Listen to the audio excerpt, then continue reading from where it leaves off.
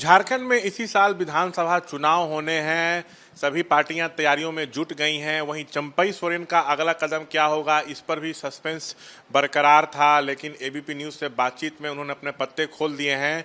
हम कई मुद्दों पर बात करेंगे। जदयू के वरिष्ठ नेता एवं विधायक सरयू राय जी से, वो हमारे साथ हैं। चंपई सोरेन पर पूरी झारखंड की नज़र है। आज उन्होंने कहा कि मैं राजनीति से संन्यास नहीं ले रहा हूं, अपना संगठन खड़ा करूंगा और जो मेरी विचारधारा है उस तरह की विचारधारा वाली कोई पार्टी मिलेगी तो उसके साथ मिलकर आगे बढ़ूंगा।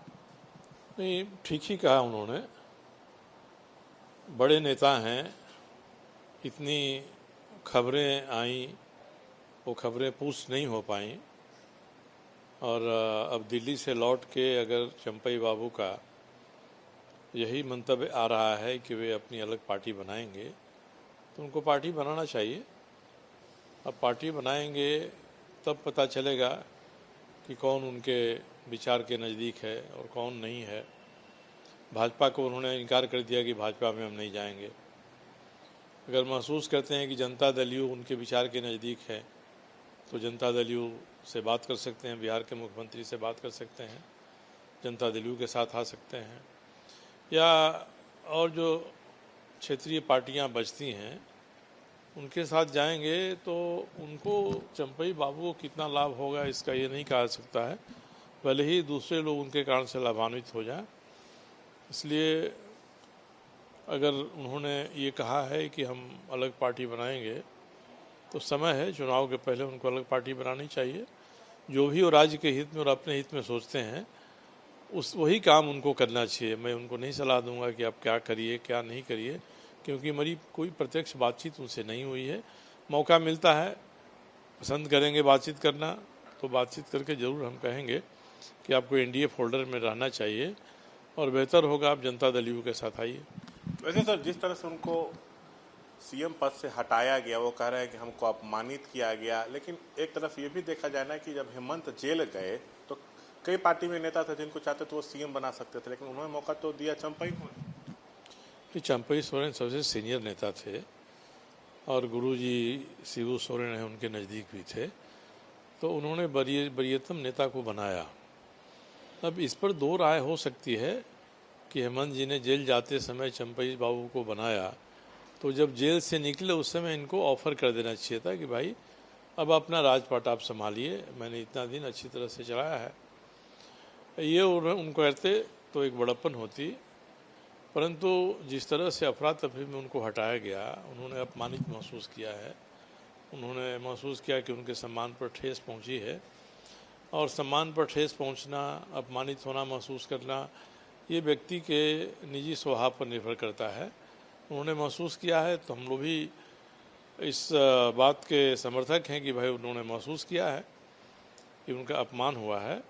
बेहतर हुआ होता अगर हेमंत सोरेन और चंपई सोरेन ये दोनों ही बैठ के मामलों को सुलझा लेते, क्योंकि अपमान महसूस किए। एक बात सवाल ये भी उठता है कि तब आप इसी सरकार में मंत्री क्यों बन गए? एक मुख्यमंत्री रहता हुआ व्यक्ति एक सरकार में मंत्री बन रहा है तो यह भी कोई सुकून देने वाली बात नहीं है उनके लिए। मगर अपमानित हुए, वे महसूस करते हैं कि अपमानित हुए, तो हर आदमी को मानना चाहिए कि उनका अपमान हुआ है और अपमान की प्रतिक्रिया में वो कोई कदम उठाएंगे तो वो कदम कितना राज्य के हित में है, कितना उनके हित में है, ये तो उसी समय पता चलेगा। सर, आप भी बड़े नेता हैं झारखंड के। आप बीजेपी में थे, मंत्री थे, निर्दलीय लड़े, रघुवर दास को आपने हरा दिया। कहा जाता है इसी कारण बीजेपी को पूरे चुनाव में बहुत झटका लगा। अब आप जदयू में आ गए हैं, जदयू का आप चेहरा हैं झारखंड में, तो क्या चाहते हैं? एनडीए में कितनी सीटें बीजेपी आप लोग को दे? देखिए, सीट शेयरिंग की बात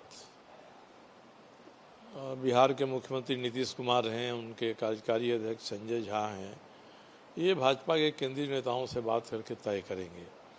मैं तो जुम्मा 4 दिन हुए मैं गया हूँ और मैंने तो वहाँ कदम ही रखा है, इसलिए इसके बारे में मैं कुछ कहूँ मुनासिब नहीं होगा। नीतीश कुमार जी, संजय झा जी तय करेंगे कि कितनी सीट उनको मिलनी चाहिए। सीट अधिक संख्या में लेना महत्वपूर्ण नहीं है, महत्वपूर्ण ये है कि हमारे पास दमदार उम्मीदवार किसी खास क्षेत्र से कौन कौन है जिसको हम खड़ा करा के एनडीए का उम्मीदवार के रूप में जिता सकते हैं। ऐसे चेहरे सामने आएंगे तो जितने चेहरे आए उतनी ही सीटों पर संतुष्ट होना चाहिए। एक आखिरी सवाल, जमशेदपुर ईस्ट से आप विधायक हैं, आपकी तैयारी कैसे चल रही है सर? आप तो चुनाव लड़ेंगे? मैं चुनाव लड़ूंगा, जमशेदपुर पूर्वी से ही चुनाव लड़ूंगा और मेरी तैयारी हमेशा समान रूप से रोज़ ही चलते रहती है, यहाँ रहता हूँ तब। और उसी तरह से अब हम लोग थोड़ा अंतर यही है कि अब हम लोग बूथ के हिसाब से अपने वर्किंग पैटर्न को बदल रहे हैं। पहले एक जन आंदोलन की तरह हम लोग काम करते थे, अब बूथ ओरिएंटेड अपनी कार्य पद्धति हमने किया है। अगले 25 अगस्त को अपने क्षेत्र का मैंने बूथ सम्मेलन बुलाया है। जो बूथ स्तरीय कार्यकर्ता हैं जो ज़मीन पर काम करेंगे अपने बूथ क्षेत्र में, उनका सम्मेलन बुलाया है। अब देखिए कितने लोग आते हैं। हम लोगों को उम्मीद है कि 1500 से कम की संख्या हमारे क्षेत्र से नहीं आएगी। अगर ऐसा होता है तो हम लोग मानेंगे कि हम लोगों की जो अवधारणा है कि बूथ को अब संगठन का प्रमुख केंद्र माना जाए। अध्यक्ष, उपाध्यक्ष, महामंत्री, पदाधिकारी अपनी जगह हैं, मगर बूथ के अध्यक्ष और भवनों के अध्यक्ष जहाँ बूथ का सेंटर पड़ता है, यही सब मिला के तय करेंगे कि कितने कोर लोग हमारे साथ हैं और हमारा कोर समर्थक वर्ग की जो संख्या होगी वही भविष्य में हम लोगों की तैयारी का आधार होगी। इसलिए हमने पूरी तरह से अपनी वर्किंग को अब बूथ आधारित वर्किंग कर दिया है। एक आखिरी सवाल सर, अगर बीजेपी से जदयू की बात झारखंड में नहीं बनती है तो राजनीति तो संभावनाओं का खेल है। क्या ऐसा हो सकता है कि जदयू, चंपई सोरेन और कुछ और अलग पार्टियां मिलकर थर्ड फ्रंट बनाकर आगे बढ़ें? ये मुझे नहीं लगता है कि ऐसा होगा। जदयू और भाजपा का गठबंधन मुकम्मल पूरी तरह से हो जाएगा, जो उम्मीद है, क्योंकि दोनों ही तरफ के जो नेता हैं वे उदार हैं। नीतीश कुमार जी कोई अड़ नहीं रहे हैं कि हमको इतना ही सीट चाहिए। दूसरी तरफ भाजपा भी उनके लिए पूरा लीवरेज दे रही है कि नीतीश कुमार जी तय कर लें कितना सीट लेंगे और कितने सीट पर उनके पास जिताऊ उम्मीदवार हैं। यही आधार बनेगा। ये दोनों ही इस मामले में एक दूसरे का पूरक होने का प्रयास कर रहे हैं। ये अच्छा लक्षण है। ये हो गया तो मुझे लगता है इससे दोनों ही दलों को काफ़ी लाभ पहुंचेगा। बहुत बहुत शुक्रिया। तो ये थे तमाम मसलों पर बातचीत करते हुए सरयू राय। कैमरा पर्सन विशाल राय के साथ Shashank Kumar, ABP news, Jamshedpur. For exclusive and insightful videos, subscribe to our new channel ABP Live Premium.